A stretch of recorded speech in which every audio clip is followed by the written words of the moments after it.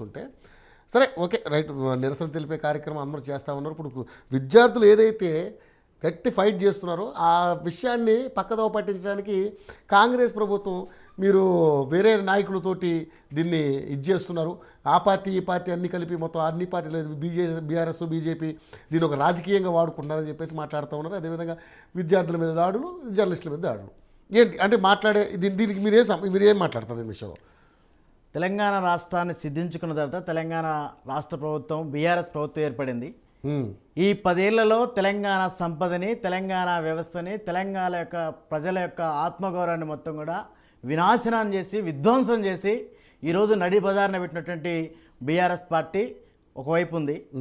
మరోవైపు ఈ ఏదైతే ఆత్మగౌరవం పేరు మీద తెలంగాణ ప్రజల్ని ఇబ్బంది పెడుతున్నారు, స్వేచ్ఛ మొత్తం హరిస్తున్నారు అని చెప్పేసి తెలంగాణలో స్వేచ్ఛాయుత వాతావరణం కావాలి, ప్రజల సెంట్రిక్గా ప్రజాపాలన అనేది నడపాలని చెప్పేసి మరోవైపు ఏదైతే ఆ వ్యతిరేకతను మొత్తం కూడగొట్టుకొని 5 నెలల ఈ పరిపాలనలో భాగంగా మరోవైపు విధ్వంసం చేస్తున్నటువంటి ప్రజల యొక్క, విద్యార్థుల యొక్క, నిరుద్యోగుల యొక్క ఏదైతే ఆశల మీద నీళ్లు చల్లి ఈరోజు వాళ్ళ మీద దాడులు చేస్తున్నటువంటి, దమనకాండ చేస్తున్నటువంటి ఈ 5 నెలల్లోనే చేస్తున్నటువంటి మరో పార్టీ కాంగ్రెస్ పార్టీ. ఈ 2 పార్టీల యొక్క గత 30 ఏళ్ల కాంగ్రెస్ ప్రభుత్వ పరిపాలన మనం చరిత్ర తెలుసుకున్నాం. 10 ఏళ్ల కేసీఆర్ ప్రభుత్వం మొత్తం విధ్వంసకాండ చేస్తుంది అనేది చాలా స్పష్టంగా అర్థమవుతా ఉంది. ఈ 5 ఏళ్లలో ఏదైతే వాళ్ళు చెప్పారో 10 ఏళ్ల కేసీఆర్ ప్రభుత్వంలో వాళ్ళు చేసిన హామీలు అయితే జరగలేదని చెప్పేసి వాళ్ళు మాట్లాడారు. ఆ మాట్లాడిన క్రమంలో ప్రతిపక్ష నేతలుగా ఉన్నటువంటి కాంగ్రెస్ పార్టీలు ఎవరైతే ఉన్నారో వాళ్ళందరూ కూడా పీడిఎస్ విద్యాసంఘంగా, లెఫ్ట్ విద్యాసంఘాల అనేక సెంటర్కి జరిగినటువంటి అనేక మీటింగ్లలో బీఆర్ఎస్ ప్రభుత్వం విద్యార్థుల పక్షాన మొత్తం కూడా పెడదవబడుతుంది, వాళ్ళ ఆశలను మొత్తం కూడా నీళ్లు చల్లి ఈరోజు విద్యార్థులకు తీవ్ర నష్టం చేస్తుంది, నిరుద్యోగులు మొత్తం కూడా పెద్ద ఇబ్బంది గురి చేస్తుందని చెప్పేసి ఈరోజు అనేక సందర్భాలు అనేక వేదికలుగా బీఆర్ఎస్ ప్రభుత్వాన్ని వాళ్ళు వ్యతిరేకించారు, మాట్లాడారు. ఈరోజు అధికారానికి వచ్చిన తర్వాత, పదవి వచ్చిన తర్వాత ఈరోజు ఎవరు కూడా పెద్దవాళ్ళు తెరవనటువంటి పరిస్థితి ఈరోజు కనిపిస్తూ ఉంది. మరోవైపు చూస్తుంటే కోదండరామ్ లాంటి వాళ్ళు, అలాగే తీన్మార్మలం లాంటి వాళ్ళు, రియాజ్ లాంటి వాళ్ళు, బర్మూలు వెంకట లాంటి వాళ్ళు, ఇలా అనేక మంది ఎక్కడ ధర్నా జరిగితే అక్కడ వచ్చి మాట్లాడారు. నిరుద్యోగుల పక్షాన 100కి 200% ఉంటుందని చెప్పేసి మాట్లాడారు. నిన్నగాక మొన్న చూసుకున్నట్లయితే మహబూబ్ నగర్ వేదికగా సీఎం రేవంత్ రెడ్డి గారు మాట్లాడుతూ ఆర్ట్స్ కాలేజ్ వేదికగా కేసీఆర్ కావచ్చు, హరీష్ రావు గారు కావచ్చు, ఎవరైనా రండి, నిరాహార దీక్ష చేసుకోండి, మా ఎన్ఎస్ఏ కార్యకర్తలు, యువజన కాంగ్రెస్ కార్యకర్తలు అందరూ వచ్చి మీకు మద్దతుగా వచ్చి మీకు సెక్యూరిటీగా ఉంటారని చెప్పారు. నిన్న ఉస్మానియా యూనివర్సిటీ వేదికగా విద్యార్థులు డిఎస్సిని వాయిదా వేయాలని చెప్పేసి నిరసన తెలియజేస్తుంటే వాళ్ళ మీద వేల మంది పోలీసులు వచ్చి ఒకేసారి దమనకాండ చేసి పిడిగుద్దులు గుద్దుతూ వెహికల్స్ వేసి ఈరోజు దొరలుపోయినటువంటి భాష మాట్లాడుతూ, లకారంతో మాట్లాడుతూ వాళ్ళందరినీ కూడా కొట్టినట్టు పరిస్థితి ఉంది. మీరు గమనించండి, ఉస్మానియా యూనివర్సిటీ అనేది, ఆర్ట్స్ కాలేజ్ అనేది తెలంగాణలో ఉన్నటువంటి పీడిత ప్రజలకి, పేద వర్గాలకి దిక్సూచిగా, ఒక నమ్మకంగా, ఒక వాయిస్గా ఉన్నది. అట్లాంటి ఆర్ట్స్ కాలేజ్ వేదికగా పోలీసులతో దమనకాండ చేసి ఇబ్బంది పెట్టి చేయడం అనేది ఈరోజు ఉస్మానియా యూనివర్సిటీ విద్యార్థులుగా, విద్యార్థి సంఘాలుగా మా ఆత్మగౌరవం మీద దెబ్బ కొట్టినట్టుగా ఈరోజు మేము భావిస్తూ ఉన్నాం. కాబట్టి ఈ 10 ఏళ్ల కాలంలో బీఆర్ఎస్ ప్రభుత్వ పరిపాలన సరిగ్గా లేదని చెప్పేసే కదా మీకు ఇచ్చింది. మీ నోటితోనే మీరు మాట్లాడిన సందర్భంలోనే కదా మీరు మాట్లాడింది. మీరు మాట్లాడుతూ కాంగ్రెస్ పార్టీ అనుబంధ మేనిఫెస్టో, ఉద్యోగ నియామకాల పత్రాలు అని చెప్పేసి ఈరోజు జాబ్ క్యాలెండరింగ్స్ అని చెప్పేసి మీరు మాట్లాడారు. అనేక సందర్భాల్లో ఇచ్చినటువంటి ఈ పత్రాలు తీసుకొని మేము మాట్లాడుతున్నాం. అసెంబ్లీ వేదికగా, నిండు అసెంబ్లీ వేదికగా అప్పుడున్నటువంటి ప్రతిపక్ష నేతగా ఉంటే బట్టి విక్రమార్క గారు ఇప్పుడు డిప్యూటీ చీఫ్ మినిస్టర్గా ఉన్నారు. అప్పుడు వాళ్ళు ప్రభుత్వం లేనప్పుడే మాత్రమో గ్రూప్ 1 అభ్యర్థులకి 1:100 ప్రకటించాలని చెప్పేసి అప్పుడు ప్రభుత్వం మీద మాట్లాడుతారు. ఇప్పుడు ప్రభుత్వంకి వచ్చిన తర్వాత నిరుద్యోగులు ఊసేయలేదు, ఏమాత్రం కూడా ఎక్కడ పోయింది? మీరు మాటలు మాత్రమే మాట్లాడుతున్నారు కానీ పని చేయట్లేదు అనేది చాలా స్పష్టంగా అర్థమవుతుంది. కాబట్టి ఈరోజు నిన్న కూడా చూసుకున్నట్టయితే ఎవరైతే తెలంగాణ ఉద్యమంలో అత్యంత కీ రోల్గా పనిచేస్తున్నటువంటి మీడియా మిత్రుడు వాయిస్ తీస్తూ ఉంటుంటే ఉస్మానియా యూనివర్సిటీ ఇన్స్పెక్టర్ ఏం మాట్లాడుతున్నారు, మీకేం పని లేకుండా ఇక్కడికి వచ్చారు, మీకేం పని లేదని చెప్పేసి ఓఈ ఇన్స్పెక్టర్ మాట్లాడుతూ ఉన్నారు. మేము అక్కడే ఉండి మాట్లాడుతున్నాం అనేక సందర్భాల్లో. మీరెందుకు అంత ఎరిగెంట్గా మాట్లాడుతున్నారు?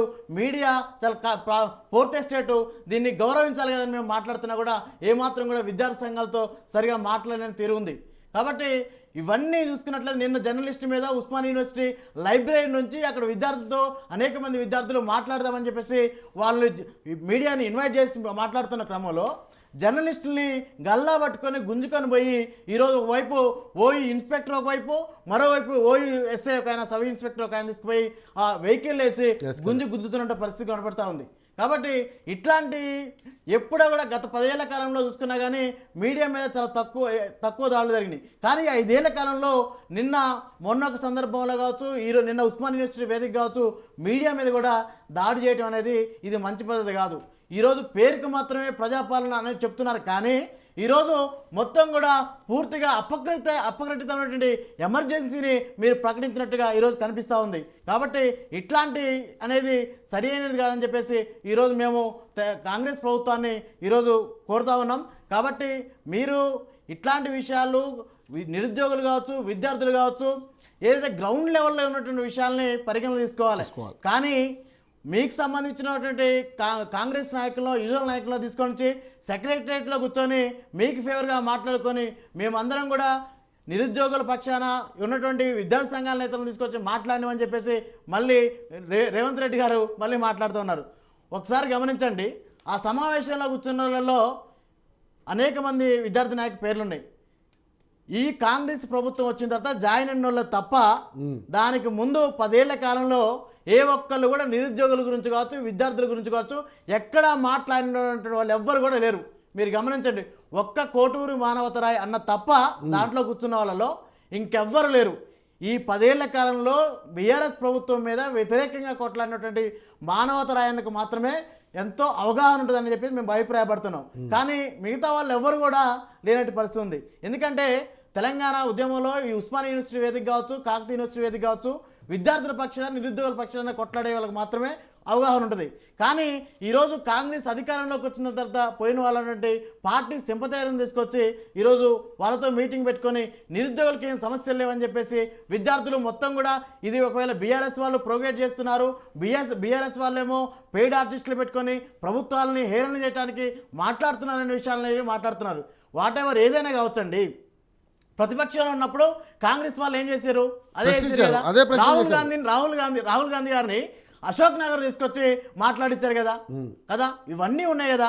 కాబట్టి ఏంటంటే ప్రతిపక్షంలో ఉన్న వాళ్ళు మాట్లాడుతారు, అడుగుతారు, కానీ వాళ్ళని గొంతు నిలిమే ప్రయత్నం చేయటమో, లేకపోతే వాళ్ళని మాట్లాడకుండా చేయటమో, ఇబ్బంది పెట్టడమో, దమనకాండ చేయటమో, నిర్బంధం చేయటం అనేది ఇట్లాంటివి అనేది సరైన పద్ధతి కాదు. ఈ పాలన మారాలి. ప్రజాపాలనకి సరి అయినటువంటి పరిపాలన జరగకపోతే ఈరోజు క్షేత్రస్థాయిలో పూర్తిగా వాళ్ళు 10 ఏళ్ల కాలంలో వ్యతిరేకత వచ్చింది, మీది 10 నెలల కాలంలోనే పూర్తిగా వ్యతిరేకత వచ్చే ప్రమాదం ఉంది.